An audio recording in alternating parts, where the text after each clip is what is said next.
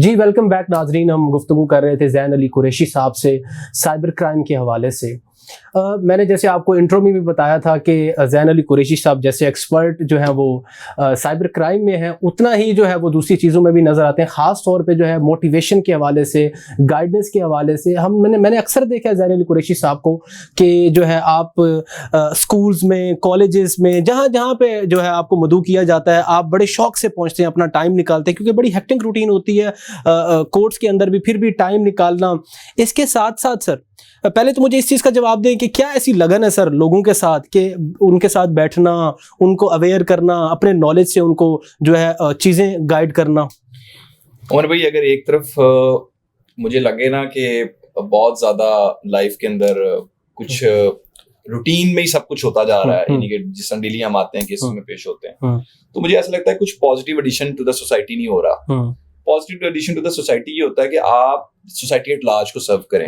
आपके पास अगर कोई नॉलेज है, आप सोसाइटी से शेयर करें। तो मैं समझता हूँ वो दिन मेरे लिए बड़ा लकी दिन होता है जिस दिन मुझे लोगों से बात करने का मौका मिलता है, कुछ कोई नया नॉलेज उनके साथ शेयर करने का मौका मिलता है, कोई उनके साथ अपना जाती एक्सपीरियंस शेयर करने का मौका मिलता है। स्पेशली आजकल जिस तरह आप, अगर हम जिस प्रोफेशन में हैं, तो बहुत सारे यंगस्टर्स अक्सर मुझसे क्वेश्चन पूछते हैं कि सर कैसे हम इस प्रोफेशन के अंदर कामयाब हो सकते हैं। तो ये छोटी छोटी चीजें हैं।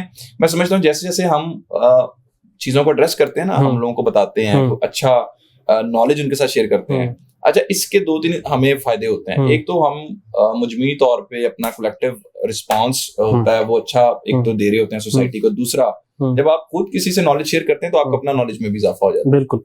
अच्छा सर, मैंने वो एक चीज़ है कि सोबत का वाकई असर होता है, और ये चीज़ मैंने आप में देखी है कि कासिम अली शाह साहब के साथ एक आपका अच्छा दोस्ताना है, ठीक है। आपकी दोस्ती के साथ साथ वो चीज़ें चेंज आप में नज़र आया के बाद बड़े मैंने देखा आप उनके प्लेटफॉर्म पे भी गए होते हैं, ठीक है। तो क्या दोस्ती कैसी है और क्या आपने उनसे सीखा, और जो चीज़ें आप इतना निखार आपकी चीज़ों में आ रहा है? सर, शाह साहब जी इंतहाई अच्छे इंसान है जी, खूबसूरत इंसान है जी। उनकी साथ बैठते हुए मुझे काफी साल, क्योंकि उनकी कंपनी में मुझे गुजर गए हैं दोस्ती और उनके जो सोशल सर्कल के अंदर, मैं आपको बता रहा हूँ कि हर मुलाकात में उनसे कोई एक नई बात सीखता हूँ, ठीक है। चाहे वो रिगार्डिंग हो अपने प्रोफेशन के, ठीक है, चाहे वो रिगार्डिंग हो लोगों से मुलाकात करते हुए, ठीक है, चाहे वो कोई एक टॉपिक, अक्सर हम जब भी बैठते हैं हम कोई एक टॉपिक को डिस्कस करते हैं, ठीक है। तो शाह साहब मैं समझता हूँ कि एक नॉलेज तो उनके पास है ही, एक और चीज जो उनकी पर्सनैलिटी की अट्रैक्शन है ना, वो ये है कि अगर आप उनसे एक दफा मिले हैं तो आप जो उस मुलाकात के बाद जो एक बंदा कहता है ना मैंने दोबारा मुलाकात करनी है जी, वो बड़ी जरूरी होती है। जब आप कहते हैं ना कि अगर आप एक दफा किसी से मिले हैं तो अगर आप दोबारा आपका मिलने का दिल ना करे, इसका मतलब है कि उस शख्स ने आप पे कोई असर नहीं छोड़ा, ठीक है, कोई इफेक्ट नहीं छोड़ा।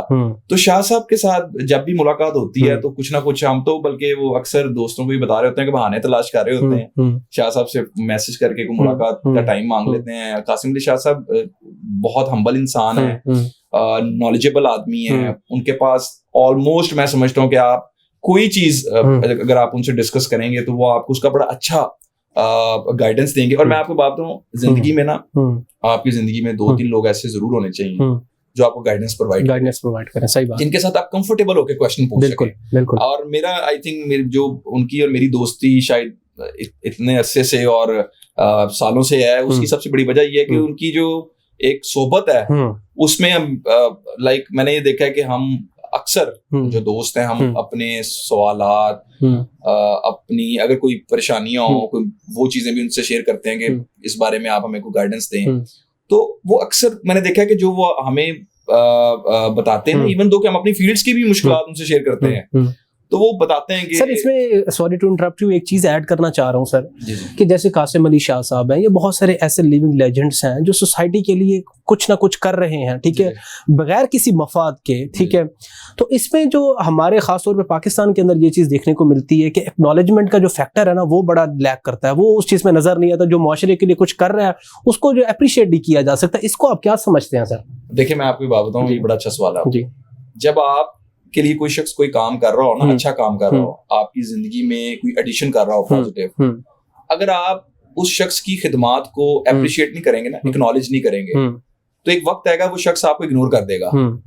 या एक वक्त आएगा जब वो शख्स, आप उस शख्स की तरफ जाएंगे भी ना, तो आपको नजर आएगा कि उस तरीके से आपको रिस्पॉन्स नहीं आ रहा, तो वो तब आपके लिए बड़ा परेशानी का वक्त होगा।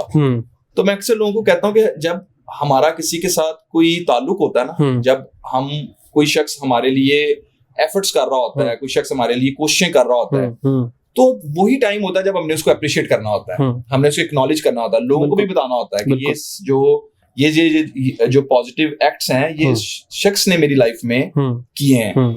तो जब हम इन चीजों को हाइड करते हैं, नहीं बताते, या हम समझते हैं कि एक्नॉलेज करना जरूरी नहीं है, तो फिर उसका रिजल्ट ये आता है कि हमारे जो ताल्लुकात होते हैं वो फिर उस तरह के नहीं रहते जिस तरह के ताल्लुक हम सोच रहे होते हैं या शुरू से चल रहे होते हैं।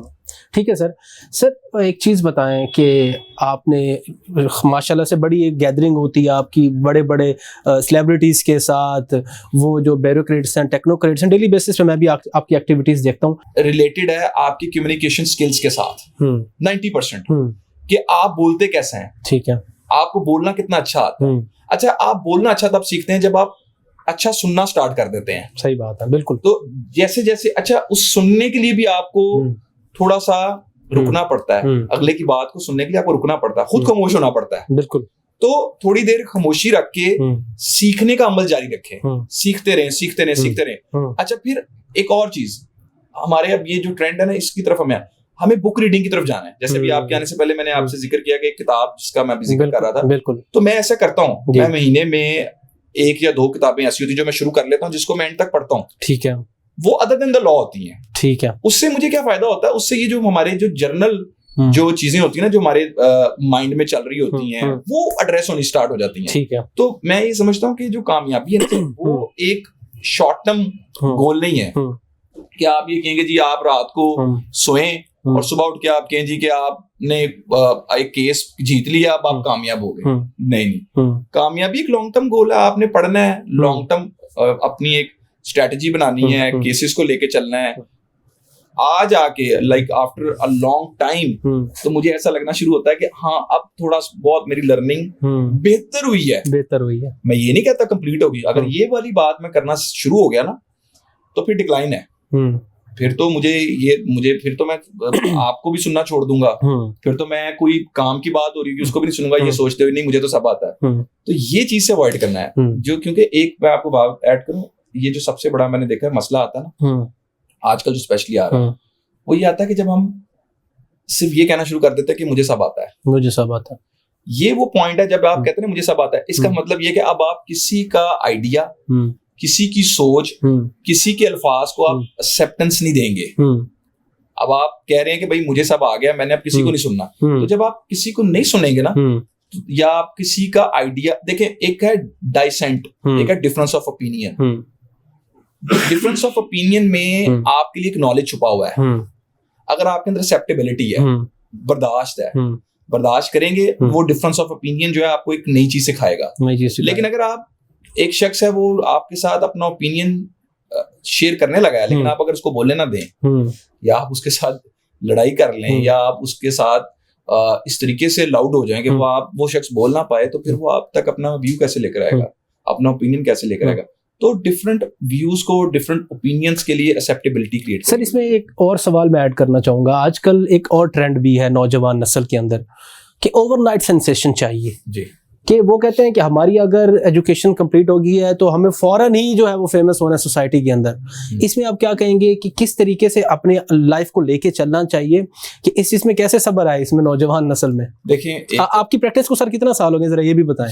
I started working back in 2015 मैंने काम शुरू किया, और आपको तकरीबन 9 साल 10 साल होने को है। ठीक है, देखिए मैं आपको एक बात बताऊं, जो क्वेश्चन है ना कि फौरी तौर पे कामयाबी आ जाए, ये तो मैं समझता हूँ कि आजकल एक ऐसा इशू है कि जिसको एड्रेस करना बड़ा जरूरी है। आप तो ये बात करें ना कि एक शख्स के पास डिग्री आ गई है, मेरे पास कुछ ऐसी एग्जांपल्स भी हैं जहाँ पे ऐसे स्टूडेंट्स भी मुझे मिले जिन्होंने कहा जी कि डिग्री भी जो है ना, वो एक रात वो एडमिशन ले और अगले रात उनके पास वो डिग्री आ जाए। शॉर्टकट, इसको कहते हैं शॉर्टकट्स। देखिए, एक चीज को अपने ज़हन में रखें, लेट्स सपोज आप शॉर्टकट लग गया आपका, आपका एक्सपीरियंस 0 है। मैं आपको एक बात बताऊं, कल मेरी एक बड़े सीनियर लॉयर है, उनके साथ भी बात हो रही थी। मैं ये कह रहा था कि प्रैक्टिकली जो वकालत है ना, जब आप कोर्ट ऑफ लॉ में खड़े होते हैं ना, अदालत के अंदर खड़े होते हैं, तो प्रैक्टिकली जो वकालत है वो एक्सपीरियंस है सारा। जब आपके साथ क्वेश्चनिंग हो रही होती है ना, तो आपको वहां ये पता चलता है कि यार ये चीजें जो मैं एड्रेस कर रहा हूँ ना, या ये जो मैं पॉइंट्स एड्रेस कर रहा हूँ, ये मैं अपनी एक्सपीरियंस के ऊपर एड्रेस कर रहा हूँ। यानी कि वहां पे जरूरी नहीं है कि जो फाइल आप तैयार करके गए वही बात आपसे पूछी जाएगी, वहां पे एक आपका ओवरऑल एक्सपीरियंस होगा। जितना अरसा आप काम करते जाएंगे, जितना लंबा ड्यूरेशन होगा आपका काम करने का, उतना ज्यादा आपका एक्सपीरियंस बढ़ता जाएगा।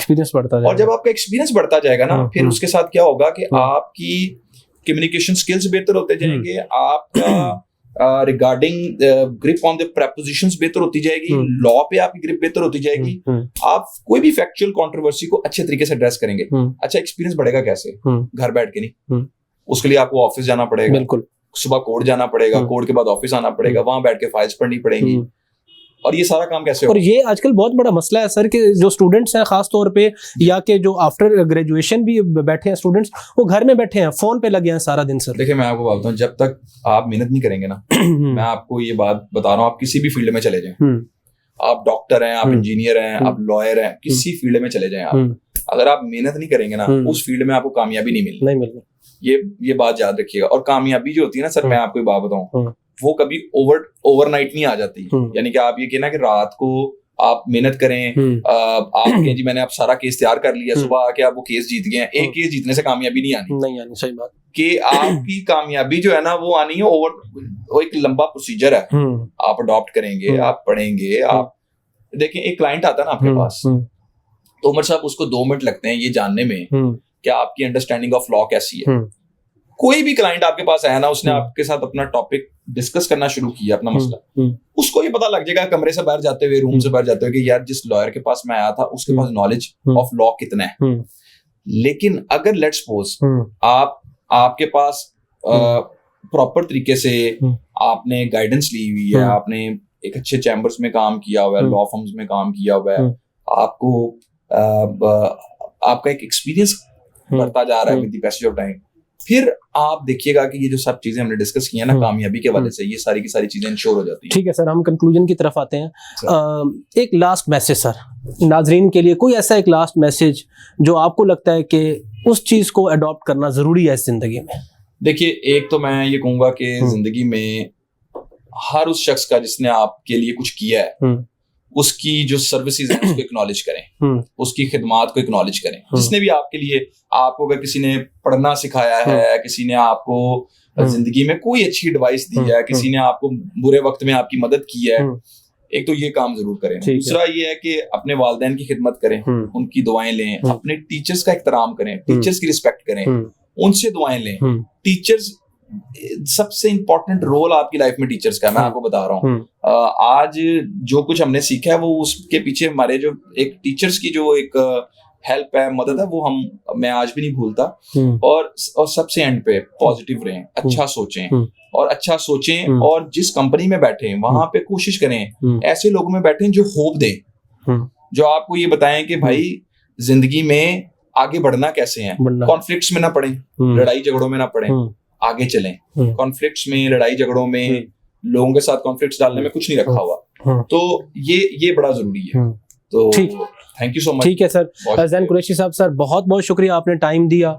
नाज़रीन, मेरे ख्याल में इससे बढ़ के कुछ नहीं है। आज जो हमारा एक इंटरव्यू हुआ है ज़ैन अली कुरैशी साहब के पास, तमाम उन नौजवान वकला के लिए एक मैसेज है कि आप कैसे चीज़ों को पैरेलल लेके चलते हैं, कैसे चीज़ों को जो है वो बैलेंस लेके चलते हैं। ज़ैन अली कुरैशी साहब इसकी सबसे बड़ी मिसाल है कि वकालत के साथ साथ दूसरे शोबाजात में, मैंने आपको पहले भी बताया कि मैंने इनको जहाँ देखा है, ये लोगों के लिए वो है एक किस्म की जो है वो एक फलाही काम कर रहे हैं कि लोगों को गाइडेंस दे रहे हैं, क्योंकि इनके पास अल्लाह पाक ने इनको नॉलेज दी है।